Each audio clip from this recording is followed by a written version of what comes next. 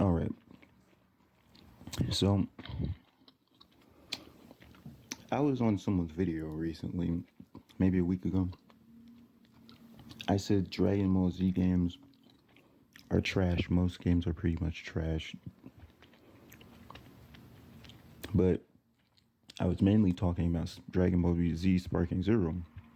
Literal dog water trash doo-doo boo-boo game.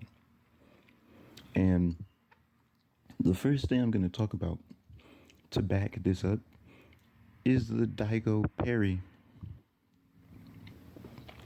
The Daigo Parry is basically an anime level comeback recorded in professional gaming.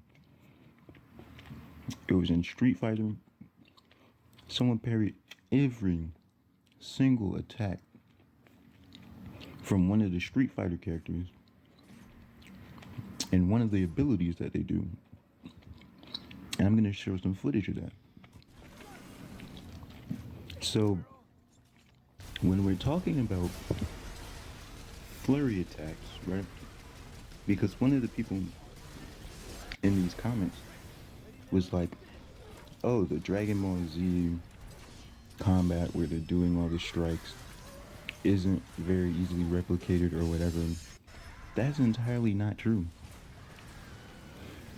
2D and 3D games can create the Dragon Ball Z fast kicks combat. And I'm just going to show 3 different versions of it. First, I'm showing Devil May Cry 4. They have a flurry kick.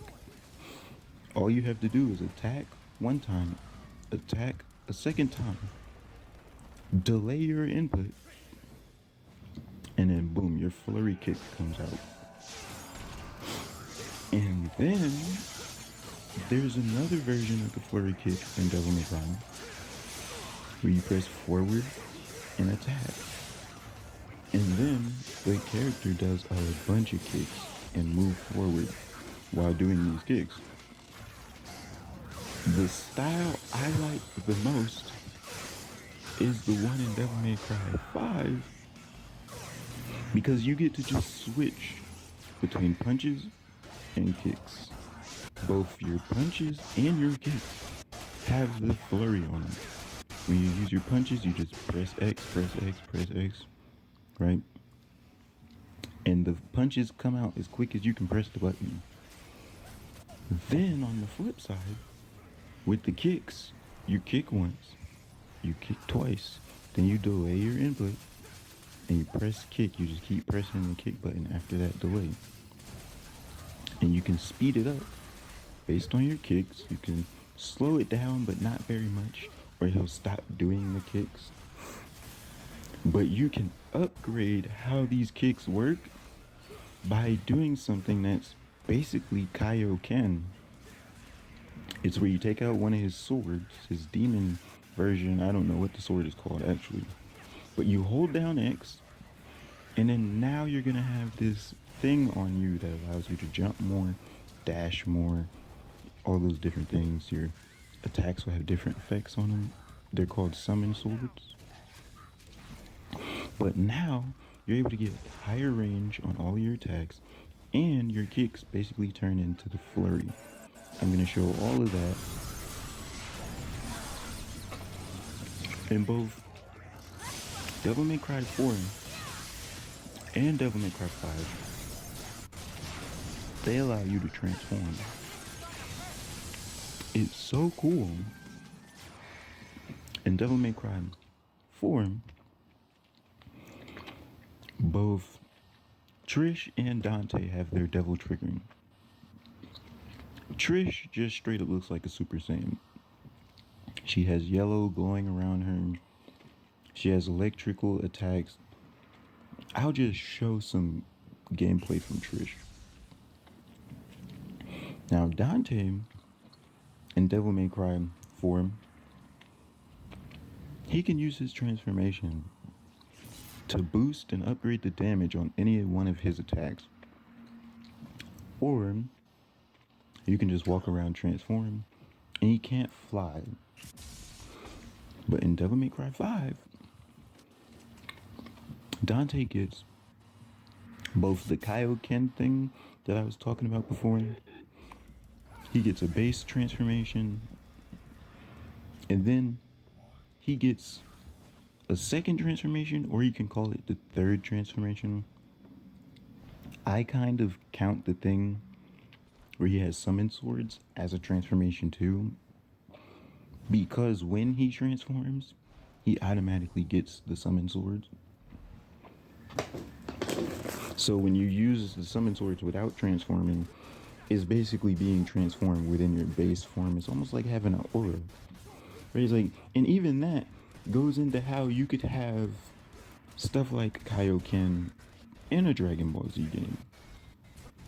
I just explained it, right?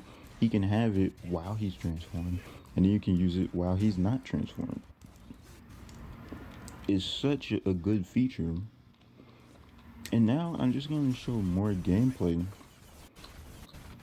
of me using all of the little different things that I just talked about.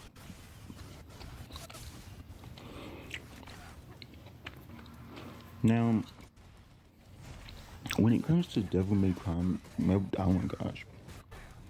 When it comes to Dragon Ball Z Sparking Zero and all these different Dragon Ball Z games being trash, even more than just Street Fighter, even more than just Devil May Cry 4 and 5, there are more games that have the same combat elements as Dragon Ball Z, but Dragon Ball Z doesn't. It's so cringe that people keep buying up these trash games and talking about how great they are. These Dragon Ball Z games are so bad that I just feel like the entire Dragon Ball Z community doesn't really play games. And I have no real idea about what would be a good Dragon Ball Z game. Because so far,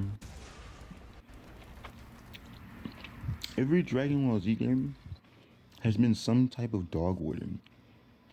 I've literally played Roblox games that imitate Dragon Ball Z that are better, and I'm gonna show some of that by the end of this video.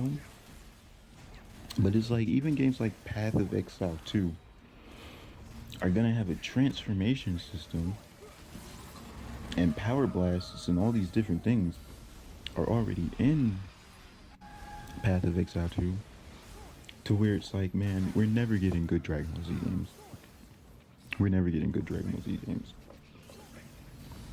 It would be so easy to make good Dragon Ball Z games. I wish I could just animate something to show like how much the developer is just scamming you guys in terms of Dragon Ball Z. I might make that eventually. I'll just have like a stick figure or something. Right, like, why can't we ever get a video game for Dragon Ball Z where you walk around as a Dragon Ball Z character or a created Dragon Ball Z character? You level up that character. You get the transformations based off of whether or not you train and get stronger. And then you go to locations and there are villains terrorizing the place, talking about destroying the planet, talking about destroying the city. And then like you get some type of bounty for killing them, and then you get a higher bounty if you don't kill them, and they could betray you and stuff. Like if you could befriend one of them and they're basically tagging along like Vegeta, like everything I just explained, just add a story on top of it, is all it takes to make a good Dragon Ball Z game. And what's sad is after all these years, 20, 30 fucking years of game design, we still haven't gotten a good Dragon Ball Z game, let alone a good game that does any of that shit, when that's all games really are to even really begin with. When you're playing these games where, let's use Devil May Cry as an example, since that's what I've been showing video examples of. Devil May Cry's story is trash too. This is part of the reason why I say most games are trash, because even fucking God of War copies this same method, where you play some story, you get some cutscenes, then the fucking game's over. They don't ever design a world for you to walk around in and live in, and then you have like a currency, and then the world is different before the story's over from after the story's over. That's all people be asking for real. When it comes to these games, the best example of this is Nioh. Nioh did a great job of this. You can play through Nioh in the base game, then you can play through Nioh in their night mode or whatever it's called, and then you get all these different types of enemies and bosses, and you can play through the game again and fight all of them with all your weapons that you got, and you can get like strong as fuck, just ridiculous. Go in, one shot the bosses, go in and beat them quicker than you did before. It's depressing that everything that I'm describing right now isn't a single Dragon Ball Z game. Okay, so this is the last thing I'm going to talk about. The simple fact that all these different mechanics for games exist, but they don't exist in Dragon Ball Z. One more feature I wanted to add is the clash type system, where if you punch, right, and you punch at the same time as another player, and you hit your fists together or your swords or whatever you're using, both of y'all absorb each other's damage, right? And then you take some chip damage. So in Dragon Ball Z, they have transformations. It could be something where if you're in base form and someone is in their second form, the person in the base form takes more chip damage. Then you can realize that and start fighting with your third form, right? And now the person in the second form will take more chip damage. And then there can be stuff where the same feature happens with your knockback attacks and your knock up attacks, except whoever has the highest form, right?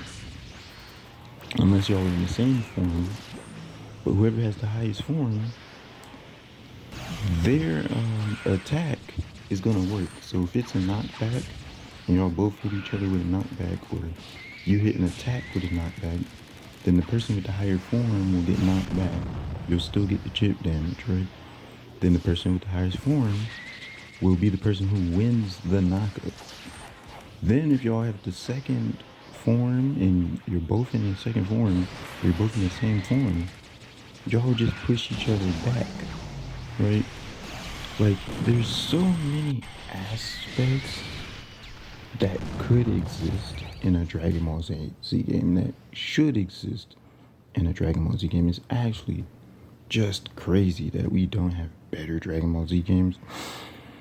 But this is the end of this video. I'm gonna stop rambling and talking about how actually trash Dragon Ball Z games are and games in general. But yeah, I probably won't make too many videos like this. Peace.